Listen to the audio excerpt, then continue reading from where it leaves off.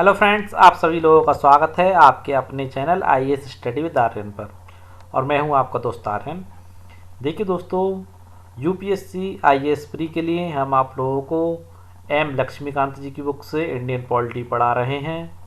दोस्तों, भारतीय संविधान एवं राज्य व्यवस्था, जिसका अध्याय आज 13वां है, जिसका नाम है संघीय व्यवस्था। इसमें संविधान की संघीय विशेषताओं के संदर्भ में, संविधान की एकात्मक विशेषताओं के संदर्भ में वैकल्पिक प्रश्न दिए गए दोस्तों, जो कि आपके यूपीएससी आईएएस प्री के इंडियन पॉलिटी के भाग के अंतर्गत महत्वपूर्ण हिस्सा है। दोस्तों, वीडियो को चालू करने से पहले आप लोगों से रिक्वेस्ट है कि ज़्यादा से ज़्यादा चैनल को सब्सक्राइब करें, ज़्यादा से ज़्यादा शेयर करें, क्योंकि हमारा चैनल हिंदी माध्यम के छात्रों के लिए है, जिससे कि हिंदी माध्यम के छात्र यूपीएससी आईएएस पीसीएस की तैयारी अच्छे से कर सकें। क्योंकि दोस्तों, हिंदी माध्यम के छात्रों को तैयारी करने के लिए हिंदी में कंटेंट अवेलेबल नहीं हो पाता है, और यहाँ हम अपने चैनल पर आप लोगों को पूरा कंटेंट अवेलेबल कर पाएंगे, यूपीएससी आईएएस प्री का भी और आईएएस मेन का भी। ओके दोस्तों, जैसे जैसे हम आगे बढ़ेंगे विभिन्न सब्जेक्ट्स की वीडियोस आप लोगों को मिलना चालू हो जाएंगे। रिक्वेस्ट ये, चैनल को शेयर करें और ज़्यादा से ज़्यादा सब्सक्राइब करें। दोस्तों, आगे बढ़ते हैं हम अपने आज के प्रश्नों की ओर। तो देखिए दोस्तों, स्क्रीन पर आप लोगों को पहला प्रश्न दिखाई दे रहा होगा। देखिए, राजनीतिक शास्त्रियों ने राष्ट्रीय सरकार एवं क्षेत्रीय सरकार के संबंधों की प्रकृति के आधार पर सरकार को निम्न में से किन भागों में बांटा है या बांटा गया था। पहला ऑप्शन आपका एकल सरकार, दूसरा ऑप्शन आपका संघीय सरकार, तीसरा ऑप्शन आपका केंद्रीय सरकार, चौथा निम्न में से कोई नहीं। तो देखिए दोस्तों, आपके पहले प्रश्न का उत्तर मैं आप लोगों को दे देता हूं कि उपरोक्त कथनों में से कौन सा कथन सत्य है। तो देखिए दोस्तों, कथन पहला, कथन दूसरा, विकल्प पहला व दूसरा। तो देखिए दोस्तों, राजनीतिक शास्त्रियों ने राष्ट्रीय सरकार और क्षेत्रीय सरकार, इन दोनों को इनके संबंधों की प्रकृति के आधार पर दो भागों में बांटा था। एक का नाम था एकल सरकार और दूसरे का नाम था संघीय सरकार। तो दोस्तों, इस प्रकार आपका विकल्प तीसरा सही रहा, पहला व दूसरा, यानी कि एकल सरकार और संघीय सरकार, इसे दो भागों में बांट दिया गया था। दोस्तों, अब देखते हैं अपना अगला प्रश्न। देखिए दोस्तों, प्रश्न नंबर दूसरा, एकल या एकात्मक सरकार निम्न में से किसे कहा जाता है। प्रश्न दोबारा देखिए, एकल या एकात्मक सरकार निम्न में से किसे कहा जाता है। देखिए, पहला ऑप्शन, जिसमें समस्त शक्तियां एवं कार्य केंद्रीय सरकार और क्षेत्रीय सरकार में निहित हो। किसे कहा जाता है? जिसमें समस्त शक्तियां एवं कार्य केंद्रीय सरकार में और क्षेत्रीय सरकार में निहित हो। यानी केंद्रीय सरकार तो जो आपकी सुप्रीम पावर सेंट्रल गवर्नमेंट हो गई, क्षेत्रीय सरकार आपकी स्टेट गवर्नमेंट हो गई दोस्तों। या फिर देखिए, जिसमें शक्तियाँ संविधान यानी कि हमारे इंडियन कॉन्स्टिट्यूशन यानी कि भारतीय संविधान या लॉ द्वारा केंद्र सरकार एवं क्षेत्रीय सरकार में विभाजित हो, यानी कि बटी हुई हो। केंद्र सरकार यानी कि सेंट्रल गवर्नमेंट और क्षेत्रीय सरकार यानी कि स्टेट गवर्नमेंट। या फिर देखिए, जिसमें शक्तियाँ संविधान यानी कि हमारे इंडियन कॉन्स्टिट्यूशन एवं केंद्रीय एवं क्षेत्रीय सरकार में निहित भी हों और विभाजित भी हों। या फिर इसमें या निम्न में से कोई नहीं। तो दोस्तों, आपको सही उत्तर बता देते हैं, एकल या एकात्मक सरकार जो है, जो उसे कहा जाता है जिसमें दोस्तों आपकी समस्त शक्तियां और कार्य केंद्रीय सरकार और क्षेत्रीय सरकार में निहित होती हैं। किसे कहा जाता है? जिसमें आपकी समस्त शक्तियां केंद्रीय सरकार और क्षेत्रीय सरकार में निहित होती हैं। अच्छे से समझ चुके होंगे आप। ओके दोस्तों, और देखिए पॉइंट दूसरा जो दिया गया है, ये तो एकल सरकार के संदर्भ में मैंने आपको बता दिए, एकल सरकार या एकात्मक सरकार। पॉइंट दूसरा इसमें जो दे रखा है आपका, जिसमें शक्तियां संविधान द्वारा केंद्रीय सरकार और क्षेत्रीय सरकार यानी कि संविधान द्वारा केंद्रीय सरकार सेंट्रल गवर्नमेंट और स्टेट गवर्नमेंट में विभाजित होती है दोस्तों, तो संघीय सरकार कहा जाता है। क्या कहा जाता है? संघीय सरकार। संघीय सरकार कहा जाता है। दोनों ही पॉइंट मैंने यहाँ पर आपके कंप्लीट करा दिए हैं। जो तीसरा पॉइंट दे रखा है ये आपका बिल्कुल गलत है। इस प्रकार की कोई भी सरकार नहीं होती है। आगे बढ़ते हैं अपने अगले प्रश्न की ओर, और इस प्रश्न का सही उत्तर आपका पहला है। ओके दोस्तों, आगे बढ़ते हैं अपने अगले प्रश्न की ओर। देखिए, संघीय मॉडल में राष्ट्रीय सरकार को निम्न में से किस नाम से नहीं जाना जाता। यानी संघीय मॉडल में राष्ट्रीय सरकार को निम्न में से किस नाम से नहीं जाना जाता? संघ सरकार के नाम से, या केंद्रीय सरकार के नाम से, संघीय सरकार के नाम से नहीं जाना जाता, या फिर राज्य सरकार के नाम से नहीं जाना जाता। तो दोस्तों, आप लोगों को बता देता हूँ, संघीय मॉडल में राष्ट्रीय सरकार को राज्य सरकार के नाम से नहीं जाना जाता। बाकी राष्ट्रीय सरकार को संघ सरकार भी कहते हैं, केंद्रीय सरकार भी कहते हैं, संघीय सरकार भी कहते हैं। ओनली इस नाम से इसको नहीं जाना जाता है। ओके दोस्तों, प्रश्न नंबर तीसरे में कुछ महत्वपूर्ण जानकारी आप लोगों को और दे देता हूँ। दोस्तों देखिए संघीय मॉडल में राष्ट्रीय सरकार को, संघीय मॉडल जो मैंने यहाँ पर दिया गया है, संघीय मॉडल में राष्ट्रीय सरकार को केंद्रीय सरकार या संघीय सरकार के रूप में जाना जाता है, जबकि जो राज्य सरकार होती है दोस्तों, संघीय सरकार की बात तो हमने यहाँ पर कर ली, जो मैंने यहाँ पर दी राज्य सरकार, जो राज्य सरकार जिसे हम क्षेत्रीय सरकार कहते हैं। किसे कहते हैं दोस्तों? क्षेत्रीय सरकार भी कहते हैं। महत्वपूर्ण जानकारी आप लोगों को देता चल रहा हूँ, आप नोट डाउन कर लेना। जो राज्य सरकार जिसे कहते हैं, जिसके अंतर्गत आपकी क्षेत्रीय सरकार आती है, क्षेत्रीय सरकार को राज्य सरकार या प्रांतीय सरकार के रूप में जाना जाता है। क्षेत्रीय सरकार को राज्य सरकार या प्रांतीय सरकार के रूप में जाना जाता है। पॉइंट क्लियर कर लेना अपना। आगे बढ़ते हैं अपने प्रश्न नंबर चौथे की ओर। निम्न में से संघीय सरकार की विशेषता नहीं है, यानी कि संघीय सरकार की कुछ विशेषताएं होती हैं, परंतु ये यहाँ पर जो ऑप्शन दिए गए उनमें से वे संघीय सरकार की विशेषता नहीं है। अब देखिए अपना प्रश्न नंबर चौथे के आंसरों को देखते हैं। इसमें सरकार राष्ट्रीय सरकार होती है जो क्षेत्रीय सरकार बना सकती है, या फिर दोस्तों संघीय सरकार में संविधान की सर्वोच्चता होती है और कठोर संविधान होता है, या फिर स्वतंत्र न्यायपालिका होती है और लिखित संविधान होता है, या फिर द्विसदनीय विधायिका होती है और देहरी सरकार होती है। तो दोस्तों आप लोगों को बता देता हूँ, जो संघीय सरकार की विशेषता ये होती है कि इसमें जो सरकार होती है राष्ट्रीय सरकार होती है और जो क्षेत्रीय सरकार बना सकती है। यानी कि पहली विशेषता जो दी गई है वो आपकी संघीय सरकार की दी गई है दोस्तों, और बाकी की सारी विशेषताएं आपकी संघीय सरकार की ना होकर के राष्ट्रीय सरकार की हैं। ये सारी जो विशेषताएं आपकी दी गई हैं, ये सारी विशेषताएं आपकी ये राष्ट्रीय सरकार की होती हैं। और दोस्तों मैं आप लोगों को कुछ और यहाँ पर बताने का प्रयास करूँगा। इसके अंतर्गत आपने देखा कि जो राज्य सरकार की विशेषताओं में इन्होंने दे रखा है संविधान की सर्वोच्चता। क्या दे रखा है? संविधान की सर्वोच्चता। जबकि दोस्तों संघीय सरकार यानी कि एकात्मक सरकार जो होती है उसमें तो आपकी संविधान की सर्वोच्चता होती है। देखिए यहाँ थोड़ा सा आंसर हमारा गलत हो गया, क्योंकि देखिए ये तीनों जो दे रखी है ना, ये तो संघीय सरकार की विशेषताएं हैं। किसकी विशेषताएं? संघीय सरकार की। और ये जो दे रखी है ना आपकी, ये एकात्मक सरकार की विशेषताएं। किसकी विशेषताएं? एकात्मक सरकार की विशेषताएं। अपने आंसर को सही कर लीजिएगा दोस्तों। एकात्मक सरकार की विशेषता मैंने आपको बता दी। एकात्मक सरकार में राष्ट्रीय सरकार होती है जो क्षेत्रीय सरकार बना सकती है, जबकि देखिए संविधान की सर्वोच्चता जो होती है वो आपकी संघीय सरकार में होती है। और देखिए और कठोर संविधान भी आपके संघीय सरकार में होता है, स्वतंत्र न्यायपालिका भी आपकी संघीय सरकार में होती है दोस्तों, और लिखित संविधान भी आपका संघीय सरकार में होता है, और द्विसदनीय विधायिका भी आपकी संघीय सरकार में होती है, और दोहरी सरकार भी आपकी, ये जो राष्ट्रीय और क्षेत्रीय सरकार दोनों इसके अंतर्गत निहित होती हैं, वो आपकी संघीय सरकार की होती है। ओके दोस्तों, अच्छे से उम्मीद है आप लोग इस चीज़ को अच्छे से समझ चुके होंगे। ओके दोस्तों, आगे बढ़ते हैं अपने अगले। देखिए दोस्तों अपना प्रश्न नंबर हम लोग 5वां देखते हैं। प्रश्न नंबर 5वां यहाँ है। देखिए संविधान निर्माताओं ने संघीय व्यवस्था को किन कारणों से अपनाया था? यानी कि भारत में जो संविधान निर्माता थे उन्होंने संघीय व्यवस्था को अपनाया था, तो संघीय व्यवस्था को अपनाने के क्या कारण थे? देखिए देश का बृहद आकार की वजह से अपनाया था, या देश की सामाजिक और सांस्कृतिक विविधता के कारण अपनाया था, या दोनों ही वजह थी, विकल्प पहला और विकल्प दूसरा, या निम्न में से कोई भी ऐसी वजह नहीं थी?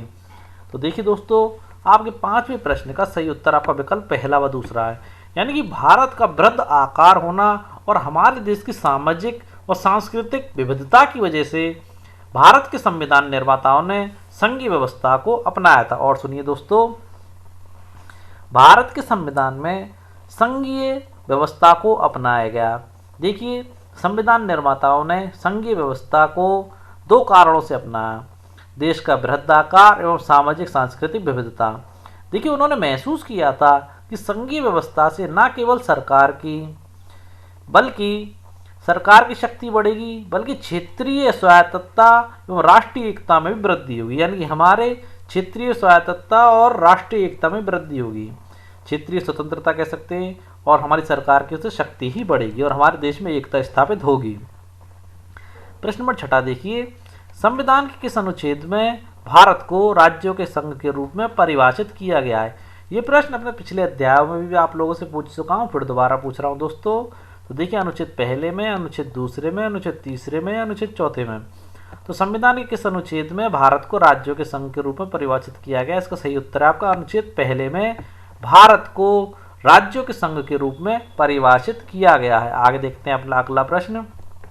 देखिए प्रश्न नंबर 7वां, भारत की संघीय व्यवस्था किस मॉडल पर आधारित है? महत्वपूर्ण प्रश्न।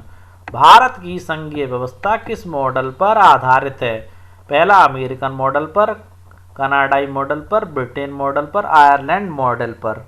तो आप लोगों को बता देता हूं दोस्तों, भारत की जो संघीय व्यवस्था है वो कनाडाई मॉडल पर आधारित है। देखिए दोस्तों, भारत की संघीय व्यवस्था कनाडाई मॉडल पर आधारित है। एक अत्यंत सशक्त केंद्र होने के आधार पर कनाडाई मॉडल अमेरिकी मॉडल से सर्वदा भिन्न है। ओके दोस्तों, आगे बढ़ते हैं अपने अगले प्रश्न की ओर।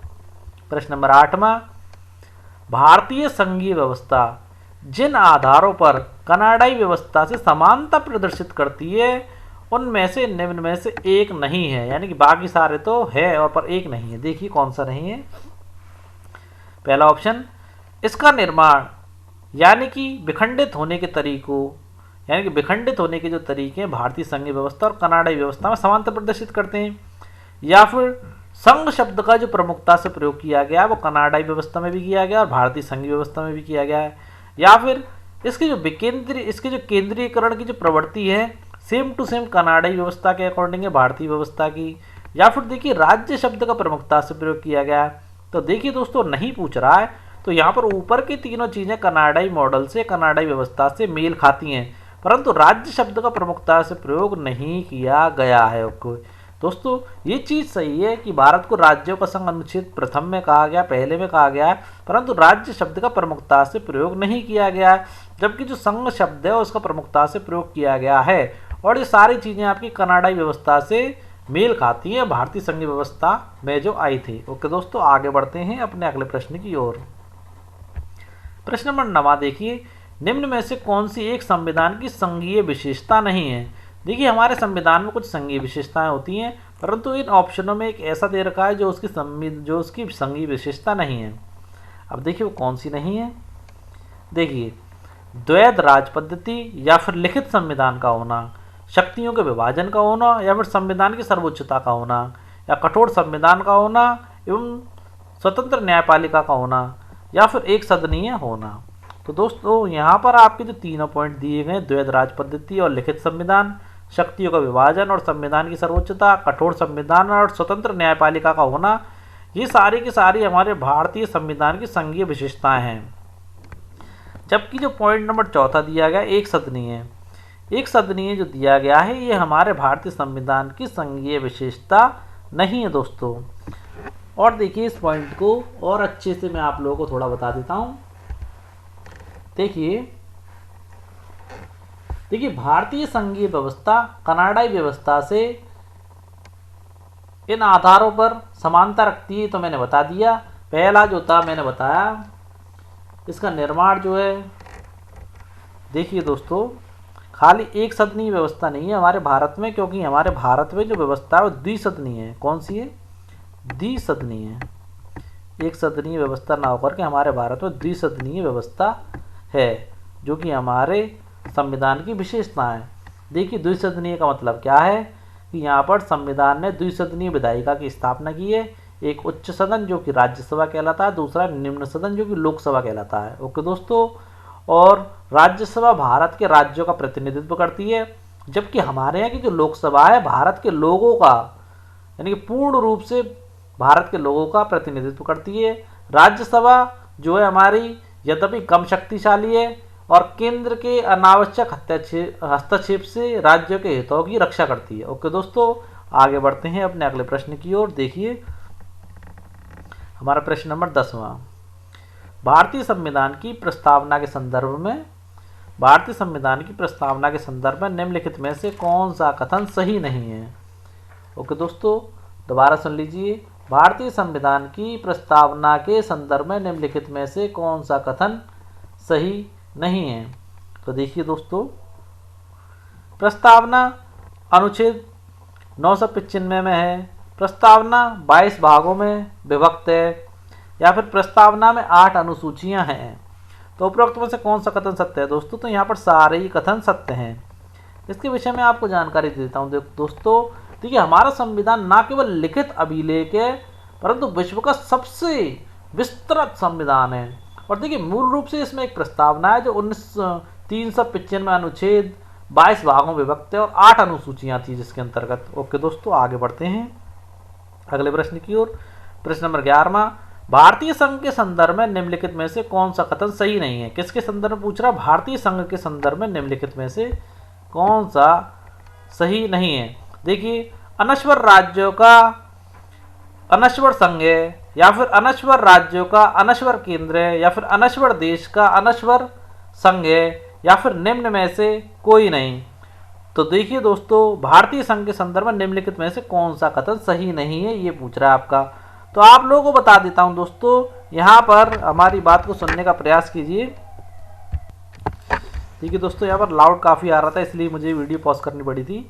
देखिए, भारतीय संघ के संदर्भ में निम्नलिखित में से कौन सा कथन सही नहीं है? अनश्वर राज्यों का अनश्वर संघ है, या फिर अनश्वर राज्यों का अनश्वर केंद्र है, या फिर अनश्वर देश का अनश्वर संघ है, या निम्न में से कोई नहीं। तो दोस्तों, सही नहीं है पूछ रहा है ये। तो आप लोगों को एक चीज़ मैं यहाँ पर बताना चाहूँगा कि हमारा जो भारतीय संघ है अनश्वर राज्यों का अनश्वर संघ है। देखिए दोस्तों, देखिए फ्रेंड, जो भारतीय संघ है वह अनश्वर राज्यों का अनश्वर संघ है, यानी कि आपका पॉइंट पहला सही है। और जबकि देखिए, अनश्वर राज्यों का अनश्वर केंद्र ये आपका अमेरिकी संघ कहलाता है। कौन सा संघ कहलाता है? अमेरिकी संघ। अमेरिकी संघ को आपके को अनश्वर राज्यों का अनश्वर केंद्र कहा जाता है। ओके दोस्तों, कथन सही है, यानी कि ओनली इसमें आपका पहला कथन सही है भारतीय संघ के संदर्भ में। इस प्रश्न संबंधित कुछ सूचना और दे देता हूँ। देखिए, अन्य संघों के विपरीत भारत में राज्य को क्षेत्रीय एकता का अधिकार नहीं है। संसद एक तरफा कार्रवाई द्वारा उनके क्षेत्र, सीमाओं या राज्य के नाम को परिवर्तित कर सकती है। ये मैं आपको पहले बता चुका हूँ। ये हमारी संसद को एक पावर है, वो एक तरफा कार्रवाई द्वारा उसके क्षेत्र को, सीमाओं को और राज्य के नाम को परिवर्तित कर सकती है। अर्थात इसके लिए साधारण बहुमत की जरूरत होती है, ना कि विशेष बहुमत की।